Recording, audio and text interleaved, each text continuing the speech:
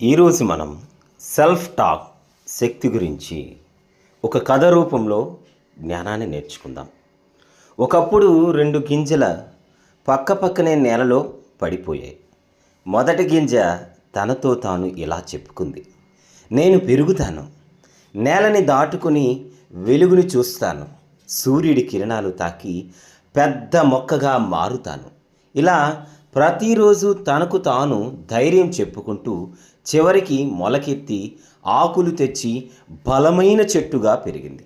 రెండో గింజ మాత్రం తనతో తాను ఇలా చెప్పుకుంది, నేను బలహీనమైన దానిని, నేల చాలా గట్టిగా ఉంటుంది, బయటకు వస్తే కీటకాలు నన్ను తినేస్తాయి, నేను ఎప్పటికీ పెరగలేను. ఇలా భయపడి నెగిటివ్ మాటలు చెప్పుకుంటూ నేలలోనే దాగిపోయింది. అది ఎప్పటికీ మొలకెత్తలేదు. ఇందులో ఉన్న నీతి ఏంటంటే, మనమే మనస్సులో మాటలు మాట్లాడుకుంటాం, అవే మన జీవితం నిర్ణయిస్తాయి. పాజిటివ్ సెల్ఫ్ టాక్ మనల్ని చెట్టులా పెంచుతుంది. నెగిటివ్ సెల్ఫ్ టాక్ మనల్ని గింజలాగే నేలలో పాతిపెడుతుంది.